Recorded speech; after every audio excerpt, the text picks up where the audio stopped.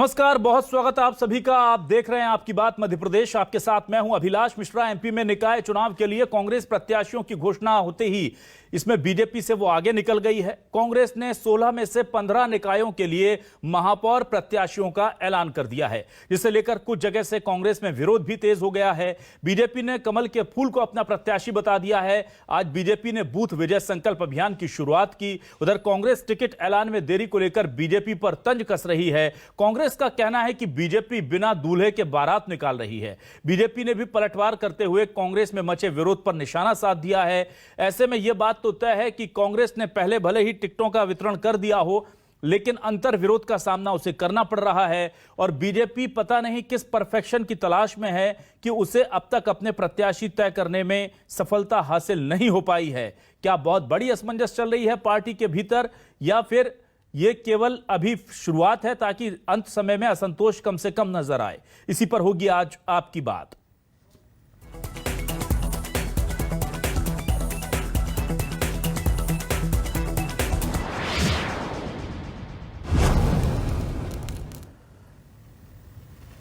और आइए सबसे पहले सुन लेते हैं कि सीएम शिवराज सिंह चौहान क्या कह रहे हैं बीजेपी के तैयारियों को लेकर, निकाय चुनाव की या फिर पंचायत चुनाव की तैयारियों को लेकर क्या कहना है सीएम शिवराज सिंह चौहान का, सुनते हैं। संख्यानाद हो गया, आप देख रहे हैं अपनी जनता से मिल रहे हैं कार्यकर्ता। कमल का फूल प्रत्याशी सर, यानी आज से आगाज चुनाव प्रचार का बिल्कुल शुरू हो गया है। उधर बीजेपी और कांग्रेस एक दूसरे पर आरोप लगा रही है। जी हां, कांग्रेस कह रही है कि बीजेपी ने अब तक टिकट तय नहीं कर पाए हैं। इससे साबित होता है कि बीजेपी के अंदर असंतोष है और पार्टी को डर है कि कहीं ऐसा नाम ना घोषित हो जाए जिसकी वजह से बगावत हो जाए। और उधर कांग्रेस पर बीजेपी निशाना साधते हुए कह रही है कि ये बस टिकटों का बंटवारा जल्द कर देते हैं, बाकी नतीजा तो हर बार की तरह बीजेपी की जीत ही होनी है। सुनिए। देखिए, भारतीय जनता पार्टी में सरफुटब्बल के हालात हैं। वो ये हास्यास्पद है कि प्रत्याशियों के चयन के बिना, प्रत्याशियों की घोषणा के बिना वो जनसंपर्क शुरू कर चुके हैं। आज सबसे बड़ी बात यह है कि प्रत्याशियों की सूची कब देंगे। हम हर चीज़ अपने अपने समय के ऊपर कर रहे हैं। हमारी सूची जारी हो चुकी है, हमारे प्रत्याशियों के जनसंपर्क शुरू हो चुके हैं। शोर मचाने ज़्यादा ज़रूरी है कि 1 to 1 इस वक्त आप बातचीत कर सको। जो आपका मतदाता है बाहर जाके जनसंपर्क कर रहे हैं और खुद की सूची जारी नहीं हुई, इससे बड़ा हास्यास्पद क्या होगा। देखिए, खबर तब होती जब आराम से सारी प्रक्रिया कांग्रेस कार्यालय से पूर्ण हो जाती। पर पूर्व में आपने देखा कि उम्मीदवारी जताने जो लोग आए थे उनके बीच में जूतम पैजार हो गई, कुर्सियां चल गई, जूते चप्पल चल गए, आपस में हाथापाई हो गई। और ये तो पूर्व में ही अनुमानित था कि जब टिकट का बंटवारा होगा तो कई प्रकार के इस्तीफे सामने आएंगे। इस्तीफे आने भी लग गए हैं। कई जनप्रतिनिधि, कई विधायक जो कांग्रेस के हैं, वो जिस तरीके से धमकाने का काम कर रहे हैं, तो ये सारी जो संस्कार और संस्कृति हैं, ये कांग्रेस पार्टी में ही पाए जाते हैं। तो क्या है न्यूज़ 24 मध्य प्रदेश छत्तीसगढ़ के आज के सवाल? आपको सवाल दिखाते हैं और फिर इस डिबेट को आगे बढ़ाते हैं। हमारे सवाल: कांग्रेस ने तय किए प्रत्याशी, बीजेपी की सूची क्यों है अटकी? कांग्रेस ने बताया विरोध को फिजूल, बीजेपी बोली हमारा प्रत्याशी कमल का फूल। बागियों ने बढ़ाई पार्टी की टेंशन, पार्टियों को भारी पड़ रहा है कैंडिडेट का सिलेक्शन। एमपी में कब खत्म होगा टिकट का दंगल? बीजेपी कांग्रेस में से किसका होगा मंगल? ये बड़ा सवाल है। पंचायत चुनाव और नगरीय निकाय चुनाव इतने गुत्थम गुत्था हो रखे हैं कि लोग समझ ही नहीं पा रहे कि अगर कोई प्रत्याशी उनके दरवाजे पर आ रहा है या कोई खबर चुनाव से निकलकर आ रही है तो वो किससे जुड़ी हुई है। लेकिन हाँ, निकाय चुनाव को लेकर के अब सरगर्मियां बढ़ गई हैं। हमारे साथ कुछ खास मेहमान जुड़ चुके हैं, सीधे उनका रुख कर लेते हैं। हमारे साथ कांग्रेस से वरिष्ठ नेता भूपेंद्र गुप्ता जी जुड़ चुके हैं। भूपेंद्र जी, स्वागत करता हूं आपका न्यूज़ 24 मध्य प्रदेश छत्तीसगढ़ पर। बीजेपी प्रदेश मंत्री रजनीश अग्रवाल जी, वरिष्ठ नेता बीजेपी से हमारे साथ जुड़ चुके हैं। रजनीश जी, बहुत बहुत स्वागत है आपका। और वरिष्ठ पत्रकार दिनेश गुप्ता जी ने हमें ज्वाइन किया है। दिनेश जी, स्वागत करता हूं मैं आपका। सबसे पहले मैं आता हूं भूपेंद्र जी आपके पास। टिकटों का वितरण हो गया, अच्छी बात है। केवल एक नाम पर असमंजस है, वो भी क्लियर हो जाएगा। लेकिन विरोध तो हो रहा है। देखिए, जो सोचा गया था उससे कम हो रहा है, ये मैं मानता हूं, लेकिन विरोध हो रहा है। इस्तीफे भी हो रहे हैं, धरना भी दिया जा रहा है कमलनाथ जी के बंगले के बाहर। खुल करके लोग कह भी रहे हैं कि गलत हो गया। आपके विधायक संजय यादव जी कह रहे हैं कि कम से कम मुझे भरोसे में ले लेते टिकट वितरण करते वक्त। तो दिक्कतें तो दिख रही हैं सर। विरोध कहाँ हो रहा है? पूरे प्रदेश में आप देखें कि कम से कम 3 लाख जनप्रतिनिधियों का चयन होना है जी। एक आदमी धरने पे बैठ गया है तो आप कह रहे हैं कि विरोध हो रहा है, या एक आदमी इसकी चर्चा कर रहा है तो आप कह रहे हैं विरोध हो रहा है। विरोध का हो रहा है। 3 लाख से ज्यादा जनप्रतिनिधियों का चुनाव होना है जी और इसको जो है थोड़ी दृष्टि से भी आपसे निवेदन करूंगा कि देखें जी कि कांग्रेस में सब कुछ खराब ही खराब नहीं होता है। हमने टिकट बांट दिए हैं, हमने जो है लोगों का सिलेक्शन कर लिया है और बिना वो हल्ले के कर लिया है। इससे सारे जो है पार्षद पंच सरपंच सब चीजें जो है जुड़ गई हैं लोगों से। तो ये चीज जो है एप्रिशिएट होनी चाहिए कि उसकी बुराई की जानी चाहिए। जी और दूसरी चीज ये है कि जो लोग आज भी ये नहीं कह पा रहे हैं अपनी जनता से कि किसको वोट देना है, ये भारतीय जनता पार्टी जो हमेशा नाम लेके चलती है आदमियों का, मोदी को वोट देना है, ये तो फूल को पहली बार वोट मांग रहे हैं। हमारा कैंडिडेट कमल का फूल, आज तक तो कहते हैं शिवराज को वोट देना है, आज तक कहते थे मोदी को वोट देना है। मोदी को देखो तुम तो सब में, भगवान में, परमात्मा में, कमल के फूल में, सब में मोदी को देखो। तो अब ये कमल का फूल कहाँ से आ गया है जी? ये सवाल तो इन्हें बताना चाहिए, जवाब देना चाहिए इसको। ये तो व्यक्ति पूजा वाली पार्टी है कि कमल के फूल पुजारी क्या इसने मतलब इज्जत बना दी, ये तो कीचड़ में पड़ा रहता है। नहीं ठीक है, यहाँ तो व्यक्ति लड़ते पूरे देश में। ठीक है भूपेंद्र जी, आपका सवाल लेकर मैं रजनीश जी की तरफ चलता हूं। रजनीश जी, ये बात तो सही, अगर कमल के फूल पर ही चुनाव होना था तो ये बात पहले कह दी जाती। आज से 2-3 दिन पहले तक तो ये कहा जा रहा था कि हम जल्दी डिक्लेयर कर रहे हैं टिकट, और फिर जब आज फिर से पूछा गया तो लगा हो कि आप क्या कहें, तो कह दिया गया कमल के फूल पर। यह बात तो पहले दिन से बोल दी जाती तो ज्यादा बेहतर नहीं होता? देखो ऐसा है, पहले दिन भी कमल का फूल और आखिरी दिन भी कमल का फूल और वोटिंग के दिन भी कमल का फूल। भारतीय जनता पार्टी संगठन चुनाव लड़ता है, प्रत्याशी निश्चित तौर पर प्रतीक के स्वरूप में होता है, प्रतिनिधि होता है, जनता उसे भी चुनती है। लेकिन चूंकि ये पार्टी बेस्ड डेमोक्रेसी है जी, पार्टी आधारित लोकतंत्र है, जिसे हमने ये नगरीय निकाय चुनाव में चुना है, इसलिए पार्टी का महत्व है। और हमारे यहाँ तो भैया पार्टी का ही महत्व है, संगठन का ही महत्व है, कमल के फूल का ही महत्व। रही बात प्रत्याशी चयन करने, तारीख निकल गई नामांकन, क्या तारीख शुरू हो गई नामांकन, ये तारीख बची नहीं नामांकन की। अरे समय पर प्रत्याशी तय करते थे, समय पर तय करेंगे। बहुजन समाज पार्टी तो 6 महीना पहले तय कर देती, विधानसभा तो 7 वर्ष पहले तय कर देती। कांग्रेस भी अब बहुजन समाज पार्टी जैसी बची कुची के तो वो भी करने लगे, हड़दंगे नहीं ले, 2-4 लोगों ने जरूर क्या किया। कोई होप नहीं है, जहां होप नहीं है वहां उस प्रकार का माहौल है। यहाँ होप है, हमें चयन करना है, कार्यकर्ताओं का चयन करना है, हमें ठेके पर पार्टी बांटनी नहीं है लाखों कि तू विधायक की तो बेटा बहू फलाना ढिमका, जैसा उनका अपना भाषण ज्ञान चलता है कि कुछ भी करेंगे, अपराधी क्या है तो कुछ भी सकेंगे। भाजपा में ऐसा नहीं होता, और इसीलिए जनता स्वीकार करती। ठीक है, मैं फिर दोहराता हूँ, कमल का प्रत्याशी था, है और रहेगा, ये गौरव करने वाली बात। ठीक है, मोदी के नाम पर कल भी वोट मांगते थे, आज भी बात वोट मांगने जाएंगे, ये गौरव की बात है। शिवराज के नाम पर कल भी वोट मांगने जाते थे, आज भी वोट मांगने गए हैं, कल भी वोट मांगने जाएंगे। हमारे लिए मुख्यमंत्री शिवराज जी और प्रधानमंत्री नरेंद्र मोदी जी गौरव का मामला है। स्वाभिमान और मान सम्मान से जुड़ा हुआ, जनता को उपलब्धि कारक है, विकास देने वाले हैं, ये कोई शर्म संकोच का मामला नहीं है। वो जाए राहुल गांधी के नाम पर वोट मांगे, हिम्मत तो ना। ठीक है रजनीश जी, मैं आता हूं दिनेश गुप्ता जी के पास। दिनेश जी, मुझे ये बताइए, एक तरफ बिना दूल्हे की बारात का आरोप लग रहा है बीजेपी पर, और दूसरी तरफ बीजेपी कह रही है कि भाई ठीक है, हमारे पास कैंडिडेट्स ज्यादा हैं, हमारे पास बड़ा संगठन है, तो हम चयन कर लेंगे, इसे लेकर के कहीं कोई दिक्कत किसी को होनी नहीं चाहिए। आपको क्या लगता है, जो प्रत्याशियों के चयन में देरी हो रही है वो किस वजह से हो रही है? सर अभिलाष जी, किसी पहले उठ जाती है, देरी से उठती है तो सजेगी।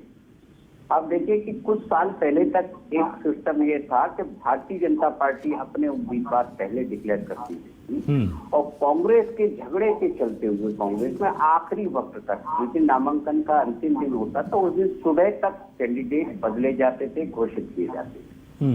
अब कांग्रेस में एक परिवर्तन है, पॉजिटिव परिवर्तन है। यदि वो उन्होंने कैंडिडेट घोषित कर दिए हैं तो उनकी निश्चित तौर पर एक बड़ी सफलता है।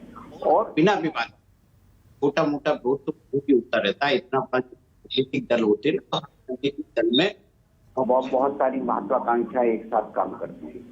लेकिन जो अगला चरण है कांग्रेस के लिए, जिसमें प्रचार का भी एक महत्व है, और फिर दूसरा असंतोष को रोककर बागी उम्मीदवार खड़े करने से रोकना भी उसमें बहुत महत्वपूर्ण है। और अभी समय है कांग्रेस के पास, ये तो केवल 15 कैंडिडेट की बात है जिसमें कांग्रेस ने सफलता पा ली है। आप जो अभी पार्षदों का जो टिकट घोषित होना है, तो एक बड़ी कवायद है जी। उस कवायद में अभी भारतीय जनता पार्टी भी दिखाई नहीं दे रही है और कांग्रेस भी दिखाई नहीं दे रही है। भारतीय जनता पार्टी कहाँ दिखाई दे रही है? वो अपने पोलिंग स्टेशन को मजबूत कर रही है। मुझे मालूम है कि हमें वोट कहाँ से बढ़ाना है।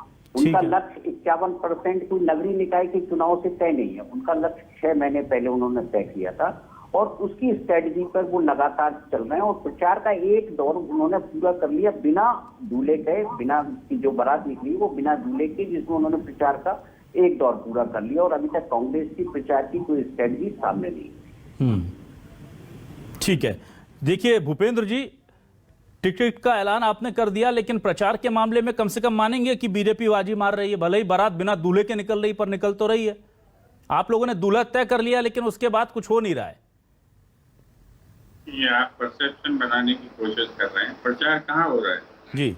अगर भारतीय जनता पार्टी का प्रचार हो रहा होता, कीचड़ में खिले हुए कमल का प्रचार हो रहा होता, तो क्या आप सोचते कि 2,51,000 से ज्यादा पंचों ने फॉर्म भी नहीं भरे? ये इनकी सरकार की डेमोक्रेटिक सफलता है। ये इनके सरकार का 17 साल का परिश्रम है। 2,51,000 आउट ऑफ 3 लाख उन्होंने फॉर्म नहीं भरे और वो सामने आने राजी नहीं है। इस डेमोक्रेसी को ये जो है इस प्रदेश में अपनी सफलता का ढिढोरा पीटते हैं। अपने मुंह मियां मिट्टू बनने से कोई रोक सकता है क्या? रोज अपनी पीठ को खुजाते रहते हैं। एक भाजपाई पीठ ठोकेगा, दूसरा भाजपाई ताली बजाएगा, तीसरा भाजपाई थाली बजाने लगेगा। हो गया क्या प्रोपेगेंडा? ये जो है वास्तविकताएं देखें आपको, ये तो आपका मीडिया दिखाता है, हम अपनी तरफ से थोड़ी कह रहे हैं कि बड़े बड़े बैनर न्यूज में छपा हुआ है अखबारों में कि 2,91,000 पंचों ने फार्म ही नहीं भरे। सरकार अपनी जो है खींच मिटाने के लिए, अपनी जो असफलता, अपना फेलुअर मिटाने के लिए कह रही है कि तुम जो है निर्विरोध हो जाओ, निर्विरोध हो जाओ। ये डेमोक्रेसी कर रहे हो आप। ठीक है, क्या आरोपित कर रहे थे प्रदेश के ऊपर? ये जो है भारतीय जनता पार्टी के कई चेहरे होते हैं। आप लोगों के माध्यम से दिखाने का अलग चेहरा है, कार्यकर्ताओं को दिखाने का अलग चेहरा है, जनता में जब ये भड़काने निकलते हैं तो ये अलग चेहरा है।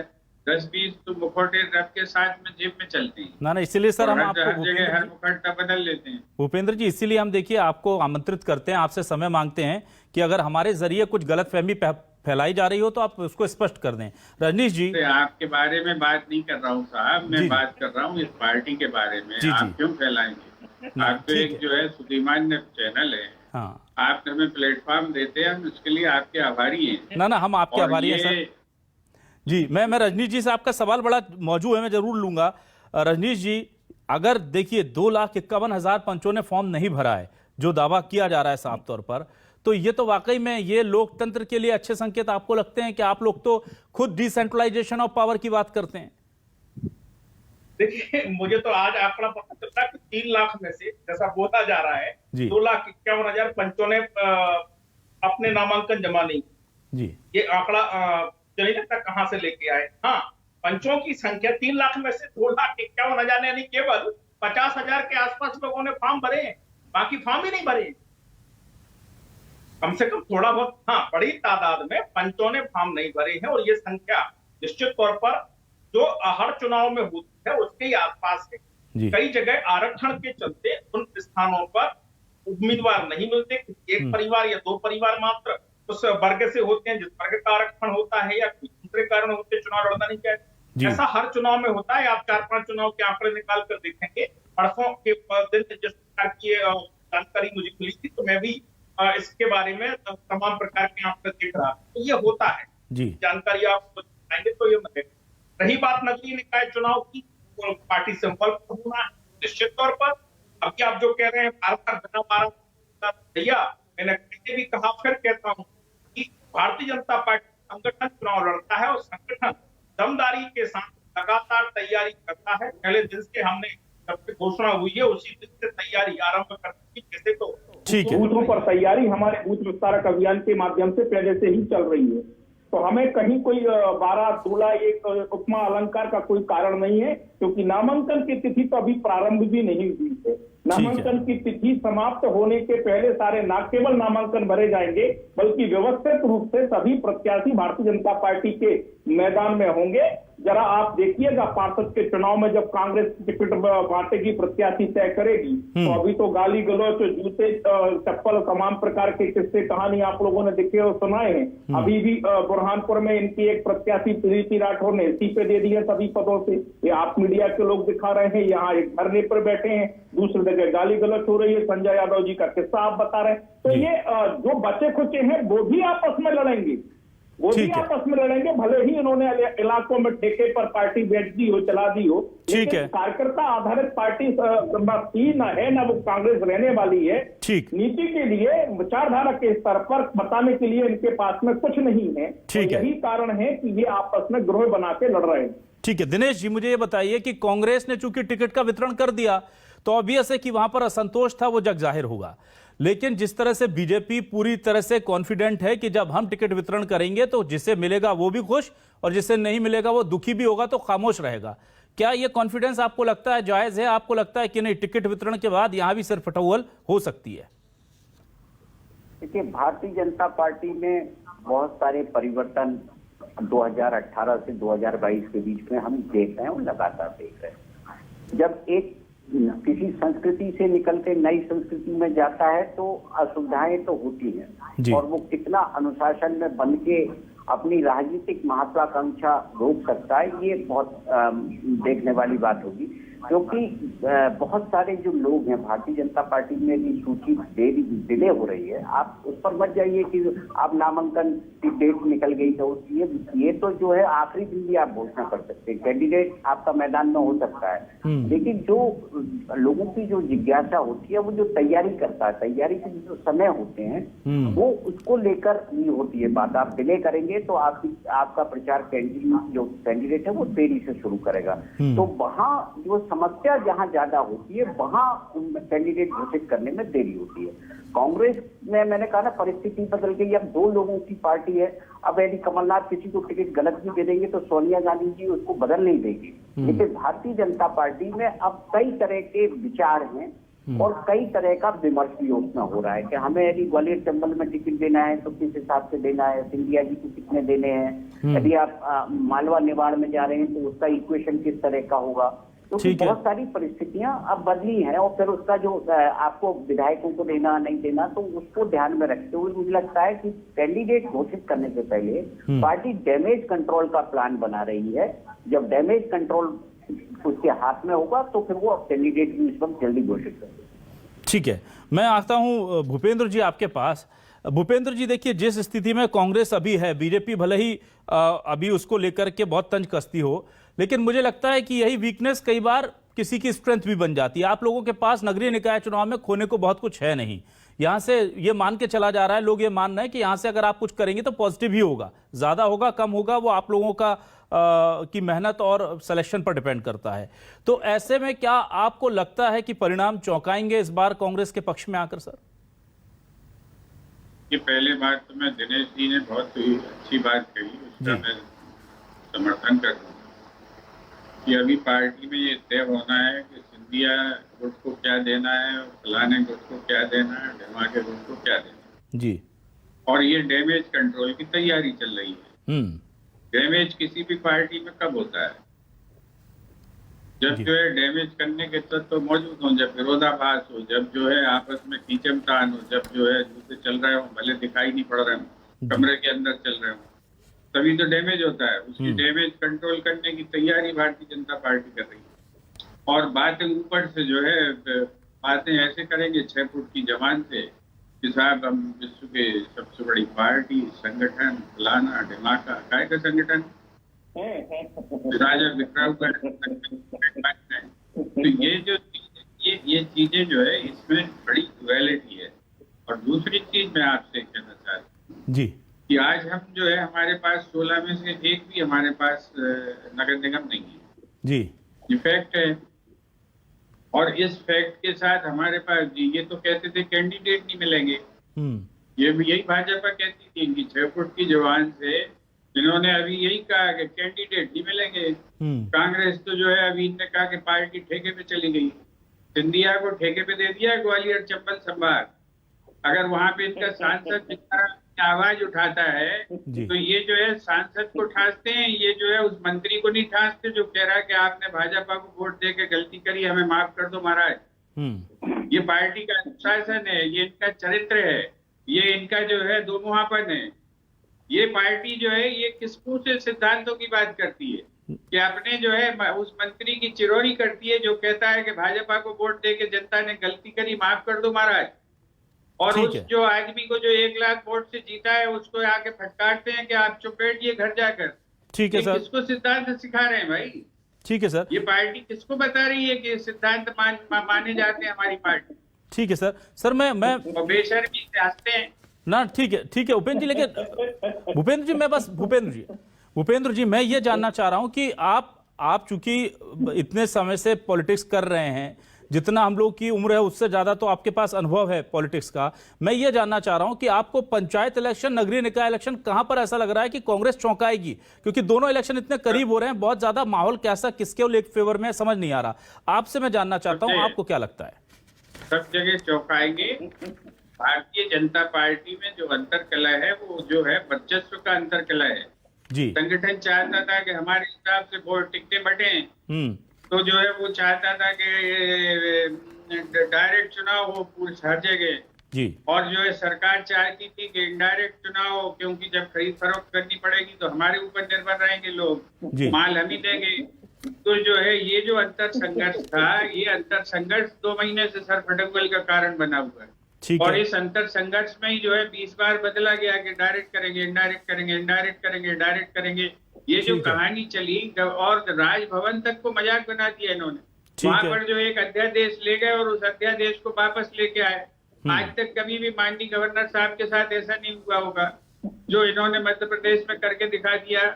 ये लोकतंत्र के रक्षक हैं, ये पैसे हैं, ठीक है, और इनके काम करने का ये तरीका है। तो ये इन चीजों को अभी आप उठाओगे तो ये ही करेंगे ना। ठीक है, मैं आता हूँ भारतीय जनता पार्टी।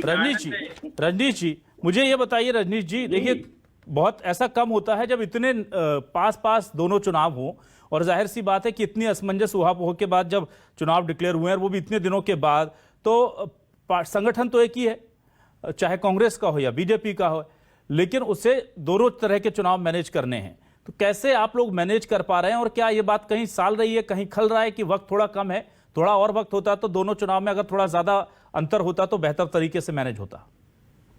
नहीं, देखिए भारतीय जनता पार्टी दोनों चुनाव को अपने दृष्टिकोण से संगठन के हिसाब किताब से पूरा समन्वय कर रही है। और वो जिला पंचायत के चुनाव, जनपद के चुनाव, इसी के कारण जो हमारी बैठक होने वाली थी वो 11 तारीख पर कल पर गई। और इसीलिए 2 दिन की जो बैठक में है वो देरी भी हुई, क्योंकि पंचायत चुनाव के जो प्रत्याशी थे वो नाम वापसी का समय भी सामने था, इसलिए सभी लोग मैदान में थे। ठीक है, कांग्रेस क्या कर रही है ये परिणामों पर आ जाएगा, और ईवीएम पर रोना, मशीनरी पर रोना शुरू हो जाएगा। उसके बाद में कई तमाम प्रकार के कांग्रेस में उठापटक आपको दिखाई भी पड़ जाएगी। आपने पूछा क्या चौंकाएगी, तो वो एक्ट की बात करने लगे, वो फिर कह रहे हंस हो रहे हैं। आप पूछ रहे हो कि कांग्रेस क्या करेगी, वो एक्ट में क्या हुआ और क्या नहीं हुआ उसकी बात करने लगे। सवाल ये है कि भारतीय जनता पार्टी चुनाव मैदान में है। 16 नगर निगम में पिछली जीत का जो अंतर भाजपा के प्रत्याशियों का था, वो अंतर कम होगा कि बढ़ेगा? आप नोट कर लेना, और हम और आप बैठ के बात करेंगे, इनको भी बुला लेना। अंतर जीत का भारतीय जनता पार्टी का बढ़ेगा और अधिक वोटों से भारतीय जनता पार्टी इन 16 नगर निगमों में जीतेगी, जो सारी की सारी हमारे पास में कल भी थी और फिर हम जीतने वाले हैं। ठीक है, मैं केवल भारतीय जनता पार्टी के पदाधिकारी के नाते बात कर रहा हूं, मात्र इतना नहीं है जी। ये हमने जमीन पर मेहनत की है, ठीक है, हमने बूथ पर मेहनत की है, पोलिंग स्टेशन पर मेहनत की है, कार्यकर्ताओं के साथ संवाद किए। आज एक साथ हर प्रकार के बूथों पर हम कार्यकर्ताओं के साथ जनता से संपर्क करने निकले। मोदी सरकार और शिवराज सरकार की उपलब्धियों के पत्रक बांटने ढोल धमाकों के साथ में गए। ये सामान्य बात नहीं होती। ठीक। सामान्य कांग्रेस अपने में सोच भी नहीं सकती, क्योंकि इनके पास में कार्यकर्ता तो बचे ही नहीं, वो पहले भी इनके कई बार जिक्र कर चुकी हैं। और वो साहस के साथ में निश्चित तौर पर सरकार के कामकाज को लेकर, भारतीय जनता पार्टी के कार्यकर्ताओं को लेकर हम मैदान में हैं और जीतेंगे। ठीक है दिनेश जी, बीजेपी का ये कॉन्फिडेंस आपको कैसा लग रहा है कि 16 की 16 निगम की सीट और तमाम चीजें हम अपने पास साथ ले जाएंगे? क्या वाकई में इतना इजी गोइंग होने जाने वाला है ये चुनाव, या फंसेगा, या आपको लगता है कि फायदा बीजेपी को केंद्र और राज्य में होने का मिल जाएगा? बिल्कुल, उनका जो कॉन्फिडेंस है बहुत जायज है और वो लगातार जिस तरह से कर रहे हैं वो कांग्रेस की ही कमजोरी तलाश कर रहे हैं और उसी को देख के वो रणनीति बना रहे हैं। लेकिन ये इतना लोकल चुनाव है कि यहाँ सारी रणनीतियां फेल हो जाती हैं। आप जिन पिछले 2 या 3 दिन जो चुनाव देखेंगे नगरीय निकाय के, तो आप उसमें ये पाएंगे कि कांग्रेस पार्टी इन चुनावों को लेके गंभीर रहती ही नहीं। पहली बार ऐसा हो रहा है कि कांग्रेस पार्टी नगरीय निकाय को लेकर गंभीर है और वो चुनाव लड़ रही है। इसके पहले जिसकी जो मर्जी होती थी टिकट मिल जाते थे, आपस में टिकट बांट दिया करते थे। लेकिन इस बार जो जिस तरह से हम देख रहे हैं कि एक गुटबाजी का जो बड़ा कांग्रेस में प्रॉब्लम था वो बहुत कम हुआ है जी। इसका फायदा निश्चित तौर पर जमीनी लेवल का जो जमीनी कार्यकर्ता है उसके बीच एक संदेश तो जाता है। और अभी भी देखिए जब 15 लोगों की लिस्ट जब अनाउंस हुई है तो कोई आपको इतना बड़ा भारी नहीं देखने को मिला, नहीं देखने असंतोष देखने को नहीं मिला। ये इनकी सबसे बड़ी सफलता है। और ये भारतीय जनता पार्टी अपने किसी भी आधार पर उनका जो कर रहे हैं संगठन के आधार पर वो ये अपना दावा कर रहे हैं जो उनको सीटें मिलेंगी, तो निश्चित तौर पे जो 2018 का चुनाव है वो उनके लिए एक सबक था। उस सबक से ही वो आगे की सफलता तलाश कर रहे हैं। ठीक है सर, तो जाहिर सी बात है कि चुनावों में वैसे तो जनता ही तय करेगी कि कौन बादशाह होगा, लेकिन अभी दावे और वादे लगातार हो रहे हैं। कांग्रेस के पास फिर से सत्ता में आने का रास्ता तलाशने का बहुत अच्छा मौका है। पंचायत चुनाव है, निकाय चुनाव है, अगर थोड़ा बहुत भी बेहतर होता है यहां पर उसके लिए तो बहुत अच्छा मोमेंटम वो गेन कर सकती है। और बीजेपी चोट खाई हुई है, गलतियों से सीख ले ली है कि नहीं, आने वाला चुनाव बता देगा। बहुत बहुत शुक्रिया भूपेंद्र जी, रजनीश जी, दिनेश जी हमारे साथ जुड़ने के लिए। आप तीनों मेहमानों का शुक्रिया। दर्शकों को नमस्कार।